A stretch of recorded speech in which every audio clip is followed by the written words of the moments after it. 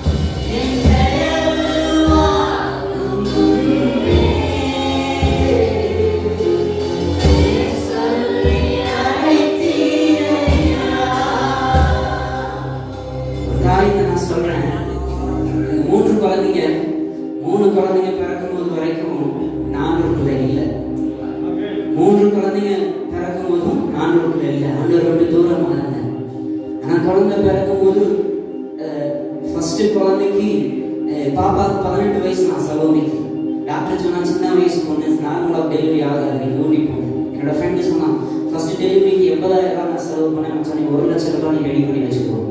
என்கிட்ட வெறும் 2,000 ரூபாய் இருந்துச்சு. கிரேசிக்காக தெரியும், அவங்க தான் கூடவே தாங்கினாங்க.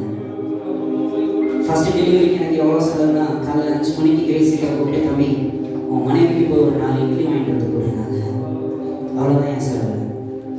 2வது குழந்தை அவன் பிறக்கும் போது நான் பக்கத்துலேயே இல்லை. அவன் பிறக்கும் போதே மஞ்சக்காமலையோட பிறந்தான் ஊட்டியில்.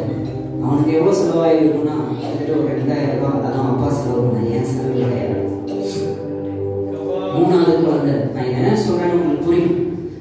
3வது குழந்தை வயிற்றுல இருக்கானே எங்களுக்கு தெரியவே தெரியாது. ஆக்சுவலி கிங்கோட ஒய்ஃப்க்கு செக்அப் பண்ணுறதுக்காக கிரேசிக்காகவும் நர்ஸ் வந்துருந்தாங்க. சும்மா சலோமியை கூப்பிட்டு வயிறு பெருசா இருக்கேம்மா என்ன அப்படிங்கும்போது தைராய்டு பிரச்சனை எனக்கு இருக்குன்னு டாக்டர் சொல்லியிருக்காங்க, அதனால தான் எனக்கு ஏதோ இருக்கும். சரி எதுக்கு போனால் செக் பண்ணி பார்க்கலாம் அப்படின்னு செக் பண்ணும்போது 6 மாதம் 18 நாளோ என்னமோ குழந்தை வயிற்றுக்குள்ள இருந்தது. என்கிட்ட சொல்லும்போது நான் சொன்னேன் ஊரே நம்மளை கேவலமா பார்க்கும். 3வது குழந்தை. நானும் சரியில்லை, இந்த குழந்தை என்ன செஞ்சது கதை சொல்லலாம். ஊட்டிக்கு கேட்டோம். கேட்கும்போது சொன்னாங்க இந்த குழந்தைய நீ என்ன செய்ய முடியாது, கரைய முடியாது. ஆனால் 6 மாதம் 20 நாள் பக்கம் குழந்தைக்குண்டான எந்த விதமான மெடிசனும் அவள் சாப்பிட கிடையாது, எந்த விதமான பராமரிப்பும் அந்த குட்டி பையனுக்காக செய்ய கிடையாது. எங்களுக்குள்ள ஒரு பயம் இருந்துச்சு, கடவுளுக்குள்ளனாலும் இல்லைனாலும் ஒரு பயம் இருந்தது. என்னன்னா இந்த குழந்தைக்காக ப்ராப்பராக அவள் செய்ய வேண்டிய எதையுமே அவள் செய்யலையே, இந்த குழந்தை ஒரு வேலை குறையா பிறந்துருமோ, ஏதாவது குறையில பிறந்திருக்கும், ஒரு வேலை காது கேட்காம கண்ணு தெரியாம ஏதோ ஒரு குறையில பிறந்திருக்கோம். நம்முடைய ஆண்டவர் நம்முடைய கருவை தாயின் கருவை உருவாக்குனவை கண்டு கொண்டவர். அதான் நான் சொல்ல வரேன். எந்த மெடிசனும் இல்லை, எந்த ப்ராப்பர் ட்ரீட்மெண்ட்டும் கிடையாது. ஆனா ஆண்டவர் அழியாமல் அணைத்துக் கொண்டார். ஹல்லேலூயா. அந்த குழந்தை கலையாமல் காத்து கொண்டார். ஹல்லேலூயா. எந்தவித குறைவின்றி பிறக்க வைத்தார். ஹல்லேலூயா. உங்களை என்னை ஆண்டவர் அப்படிதான் அழைத்திருக்கிறார். ஹல்லேலூயா. எவ்வளோ பிரச்சனை இருக்கு, போராட்டம் இருக்கு, பாடுகள் இருக்கு, கிறிஸ்தவ வாழ்க்கைன்னா எல்லாமே இருக்கும். ஹல்லேலூயா. விட்டு போறது வர்றது எல்லாமே இருக்கும். ஆனாலும் கர்த்தர் மாறாதவர். ஹல்லேலூயா. சேர்ந்தே கூட சேர்ந்து இப்ப சொல்ல போறீங்க, உங்களை நினைச்சு சொல்ல போறீங்க, ஆண்டவரே நான் தாயின் கருவில் இருக்கும்போது என்னை அழியாமல் அணைச்சுக்கிட்டீங்க, நான் கலைஞ்சு போகாம என்னை காத்து கொண்டேன், எந்தவித குறையும் இன்றி பிறக்க செய்தீர். ஹல்லேலூயா. என்னை பத்திரமாய் சுமந்து இம்மட்டுமாய் நடத்தி இருக்கிறேன். ஹல்லேலூயா. இன்னைக்கு வேற யாருக்காக நான் ஆராதிக்கிறது இல்லை, எனக்காக நான் ஆராதிக்க போறேன். ஹல்லேலூயா. எத்தனை பேர் சொல்றீங்க நான் ஆண்டவரை பார்த்து எனக்காக நான் ஆராதிக்க போறேன், என்ன பெயர் சொல்லி அழைத்து இருக்கிறார், என்னை உருவாக்கி இருக்கிறார், என்னை மட்டுமாய் 50 வருஷம் 60 வருஷம் என்னை நடத்தி இருக்கிறார். ஹல்லேலூயா. உடனே சொல்லி நான் பாட போறேன். நீங்களும் நானும் நினைச்சிட்டு இருக்கிறோம் நம்ம பரிசுத்தமாய் இருப்பதுனால ஆண்டவர் நல்லவராய் இருக்கிறார்னு. ஒருபோதும் கிடையாது. நான் பரிசுத்தமாய் இல்லாவிட்டாலும் என் ஆண்டவர் என்னோடு கூட இருக்கிறார். ஹல்லேலூயா. நான் சொன்னது ஒண்ணுதான், 3 குழந்தைகள் இருக்கும் பொழுதும் நான் நல்லவனாய் கிடையாது, ஆனா கர்த்தர் எனக்கு நல்லவராய் இருந்தார். தெரியும் அவருக்கு. ஹல்லேலூயா. இவன் எங்க சொன்னாலும் திரும்பி வந்து எங்க நிற்பான், இங்கதான் நிற்பான். அப்பா அவன் என்னை பார்த்து கேட்டுக்கூடாது, ஆண்டவரே நான் தான் வெளியே போயிட்டேன், ஆனா நீங்க எனக்காக நின்று இருக்கலாமே, அவன் கேட்டுக்கூடாதுங்கிறதுக்காக ஆண்டவர் அன்றைக்கும் மாறாதவர் இன்றைக்கும் மாறாதவராய் இருக்கிறார். கரங்களை தட்டி ஆண்டவர் நன்றி சொல்லுவோமா? ஹல்லேலூயா. எல்லாரும் சேர்ந்து அழியாமல் அணைத்துக் கொண்டீர், கரையாமல் காத்து கொண்டீர், பத்திரமாய் என்னை சுமந்தீர்,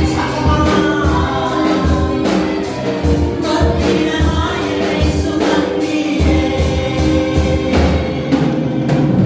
அழியாமல் அணைத்துக் கொண்டீர், கரையாமல்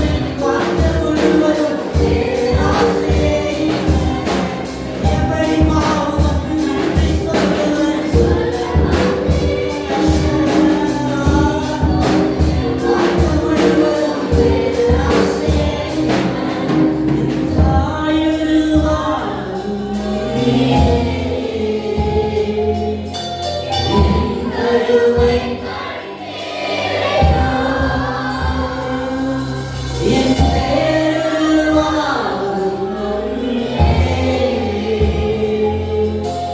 பெயர் சொல்லி கரங்களை தட்டி இயேசுவுக்கு சத்தமாக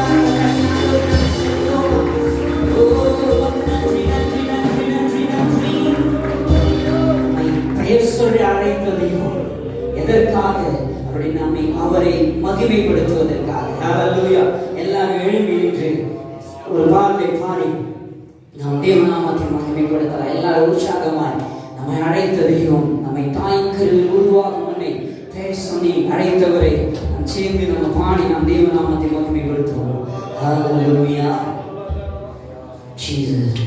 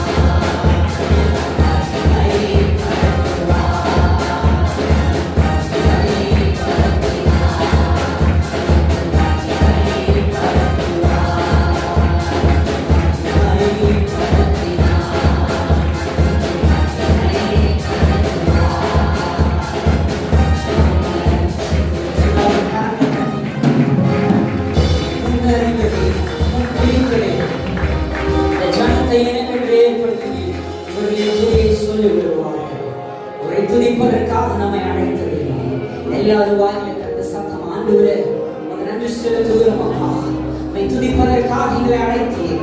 எங்கள் ஆராதனையிலே பிரியப்படுகிற தெய்வம்ப்பா, எங்கள் ஆராதனைக்கு காத்திருப்பீரப்பா. எங்கள் ஆராதிக்கிறோம் ஆண்டவரே. எல்லாரும் வாய்களை திறந்து ஆண்டவருக்கு நன்றி செலுத்துவோம். யாரும் கணக்கு இருக்க வேண்டாம். எல்லாருடைய கண்களை மூடி, எல்லாரும் கண்களை மூடி இயேசுவை மாத்திரம் கண்கள் மூடுவதாக நிறுத்தி, ஆண்டவரே நீ அன்றே உடைய ஆவிக்கு மறைவாக நான் எங்கே போவேன் ஆண்டவரே? நான் பாதாளத்தில் படுக்கை போட்டாலும் அங்கேயும் நான் இருக்கிறேன் என்று சொல்லி என்னோடு கூட இருந்து அன்றைய நடத்துகிறவர், நான் உங்கள் பட்சத்திலிருந்து உங்களை கண்டோக்குவேன் என்று சொல்லி எங்கள் மீது நோக்கமாய் இருக்கிறவர் அப்பா. ஹல்லேலூயா, ஹல்லேலூயா, ஹல்லேலூயா. உமக்கு நன்றி, நன்றி, நன்றி, நன்றி. எல்லாரும் வாயிலை திறக்குமா. யார் அமைதியா இருக்க வேணாம், யார் அமைதியா இருக்க வேணாம். இது ஆராதிக்கிற நேரமாய் இருக்கிறபடினாலே, தேவன் நமக்கு கடந்து வந்திருக்கிறபடினாலே, இயேசுவானவர் நம்முடைய ஆராதனை அங்கீகரிக்கிறபடினாலே எல்லாரும் அவரை ஆராதிக்கலாம். ஹல்லேலூயா, ஹல்லேலூயா, ஹல்லேலூயா.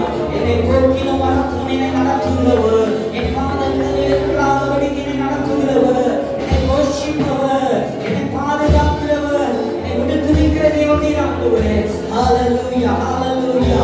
சிங்கக்குட்டிகள் காட்சி அடைந்து பட்டினியாயிருந்த ஆண்டவரே, நம்மை தேடுகிற பிள்ளைகளுக்கு ஒரு நன்மையும் குறைவில்லாமல் தருகிறவர் அப்பா. ஹல்லேலூயா, ஹல்லேலூயா, ஹல்லேலூயா. ஆண்டவரே நீங்க இந்த பூமியில் இருக்கும் பொழுது அன்றே எல்லா இடங்களிலும் நன்மை செய்கிறவராகவே சுற்றி திரிந்த தெய்வம். அன்றைய ஜனங்கள் நான் நினைக்கும் நன்மையினாலே திருப்தி ஆவார்கள் என்று சொல்லி எங்களை திருப்திப்படுத்துகிறவர் அப்பா. ஹல்லேலூயா, ஹல்லேலூயா, ஹல்லேலூயா. உமக்கு மகிமை. ஹல்லேலூயா, ஹல்லேலூயா, ஹல்லேலூயா. உமக்கு மகிமை.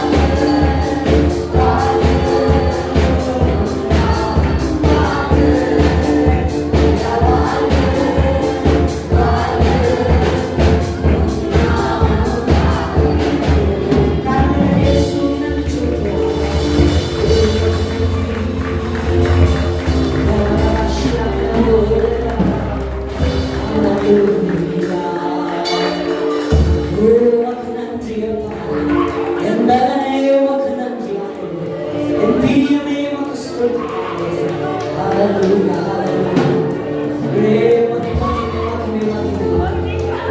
என் கருவை என் கண்கள் கண்டது எதன்பான தேவச்சனமே அன்றே பார்த்து சொல்லுங்க தாயின் கருவில் உருவாகும் முன்னமே என்னை நோக்கி பார்த்ததை என் எலும்புகளும் சதையிலும் உருவாகும் முன்னமே ஜீவ புஸ்தகத்தில் என் பெயரை எழுதி வைத்தார் 30 வருடங்களாய் 40 வருடங்களாய் 25 வருஷங்களா வாலிபனை சொல்லுவாய் என்னை இம்மட்டுமாய் நடத்துவது நீ மாற்றமே தேவச்சனமே எத்தனை விபத்துகள் போகும்போதும் வரும்பொழுதும் எத்தனை மிருக ஜீவன்கள் வாயிலிருந்து உங்களை ஆண்டவர் காத்துக் கொண்டார்.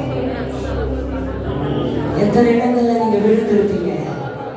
இந்த பாதம் கல்லிடாதபடிக்கு காத்துக் கொண்டது.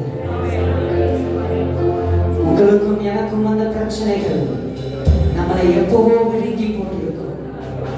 எத்தனையோ சூழ்நிலைகளை மரணம் நம்மை விழுங்க பார்க்கிறது. எவ்வளவு அவமானங்கள் உங்க வாழ்க்கையை யோசிச்சு பாருங்க. கரங்களை ஆண்டவர் பார்க்கணும். உங்க கரத்தை இயேசு பார்க்கணும். வேற யாரும் பார்க்க வேண்டாம்.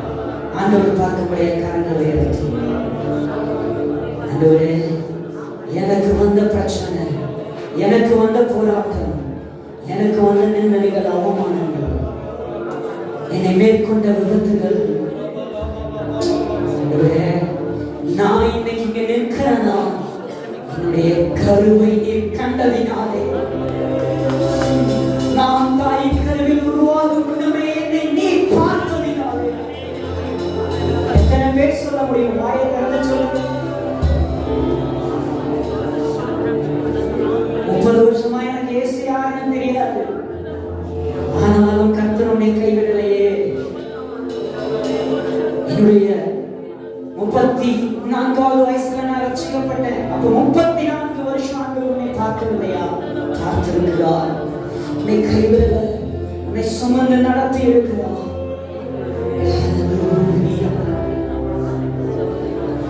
ஆண்டவரே மரணத்திற்கும் எனக்கும் ஒரு அடி தூரம். ஆண்டவரே ஒரு அடி தூரம் தான். சங்கீதக்காரன் தாவீது சொல்றார், மரணத்துக்கும் எனக்கும் ஒரே ஒரு அடி தூரம். உன் கண்ணு முன்னாடியே எத்தனையோ பேர் மரித்து போகிறார்கள். கூட வேலை பார்க்கிறவங்க மரித்து போகிறார்கள். ஒரு காரியம் சொல்றேன். நம்முடைய சர்ச்ல வந்து ஒரு 2-3 வாரத்துக்கு முன்னாடி, 1 மாசத்துக்கு முன்னாடி நினைக்கிறேன், மரம் வெட்டினாரு ஒரு அண்ணா. அவர் இன்னைக்கு இல்ல, இன்னைக்கு இல்ல. நம்ம கண்ணு முன்னாடி அந்த வீடியோ இன்னும் என் பாக்கெட்ல இருக்க அவருடைய வீடியோ. அவர் இல்ல. நம்ம எத்தனை நாள் காணாம போயிருக்க வாய்ப்பு இருந்தது. எத்தனையோ சூழ்நிலைகள்ல நம்முடைய மரணமே நம்ம வாழ்க்கையில மரணமே கூட பார்த்தது. கர்த்தர் கைவிடாம நடத்தி இருக்கிறார். கரங்களை உயர்த்தி சொல்லுங்க, இன்னைக்கு நான் நினைக்கிறேன்னா என்னுடைய கருவை கர்த்தர் கண்டா, என்னை பெயர் சொல்லி அழைத்தா, என்னை முன்குறித்தா, என்னை மகிமைப்படுத்தி இருக்கிறார். இன்னும் மகிமைப்படுத்துவார். கரங்களை கட்டி இன்னும் என்னை மகிமைப்படுத்துவார். இன்னும் என்னை கனப்படுத்துவார். இன்னும் என்னை உயர்த்துவார். என்னை இன்னும் உயிர்ப்பிப்பார். உன்னுடைய பாதையிலும் குடும்ப வாழ்க்கையிலும் என்னை மேன்மேலாய் உயர்த்துவார். விசுவாசத்தில் அறிக்கை செய்ய, அன்றே நான் கருவில் இருக்கும்போது என்னை கலைய விடாமல் காப்பது உடைய கிருபை. அன்றே நான் தாயின் கருவிலே வளர்ந்து கொண்டிருக்கும் பொழுது நான் அழுது போகாமல் என்னை பாதுகாப்பது நீ. அன்றே எந்தவித குறையும் இல்லாமல் என்னை பிறக்க செய்வதும் நீ. ஆண்டவரே இன்னைக்கு இங்க நிற்க வைத்ததும் நீ. கவலைப்படாதீங்க. நாயக்கர்னு சொல்லுங்க, துன்மார்க்கிட்ட அநேக செல்வங்கள் இருக்கலாம், ஆனால் நம்ம கிட்ட இருக்கிற கொஞ்சத்தை ஆண்டவர் கனப்படுத்துகிறார். ஆண்டவர்கிட்ட சொல்லுங்க, கவலைப்படாம சொல்லுங்க.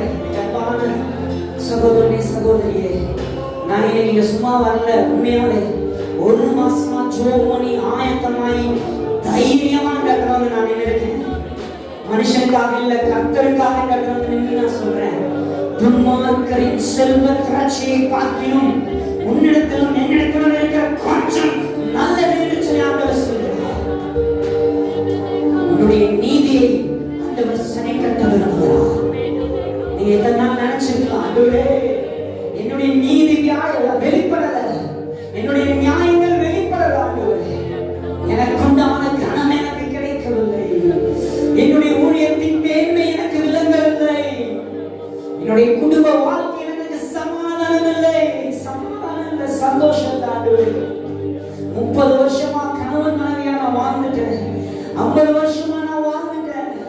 என் பிள்ளைகளினாலே எனக்கு சந்தோஷம் இல்லை, என்னுடைய குடும்பத்தினாலே எனக்கு சந்தோஷம் இல்லை. கர்த்தர் இன்னைக்கு சொல்றாரு, உன் நீதியை சரி கட்டுவதற்காக, உன் நியாயத்தை விளங்க செய்வதற்காக வேணுங்கிறவங்க கரங்களை தட்டி வாங்கிக்கோங்க. உன் நியாயத்தை விளங்க பண்ணுவதற்காக, உன் நீதியை சரி கட்டுவதற்காக கரங்களை தட்டி வாங்கிக்கோங்க. கர்த்தர் இன்னைக்கு இறங்கி வந்திருக்கிறார். ஹல்லேலூயா. இனி உன் ஆபத்து காலத்துல நீ வெட்கமடைய மாட்ட. உன் வறட்சியின் காலத்துல நீ வறண்டு போக மாட்ட. கர்த்தர் சொல்றாரு, உன் ஆபத்து காலத்தில் நீ இனி வெட்கப்படுவதில்லை. உன் பஞ்ச காலத்துல நீ வறண்டு போவதில்லை, நீ திருப்தியாவாய். ஹல்லேலூயா. Oh Jesus.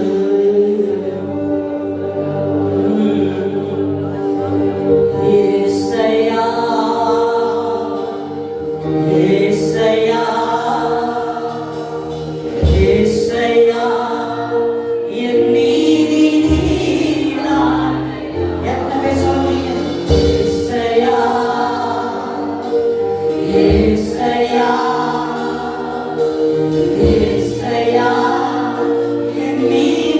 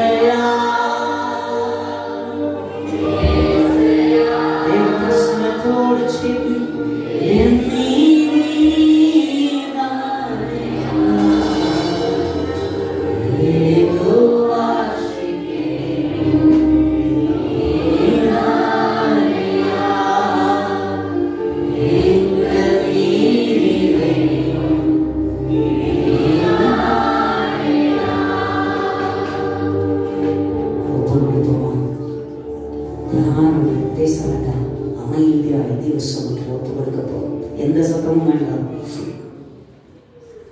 என்னையே சரணற்ற தெய்வம் என் கருவை கண்ட தெய்வத்துக்கு முன்னதாக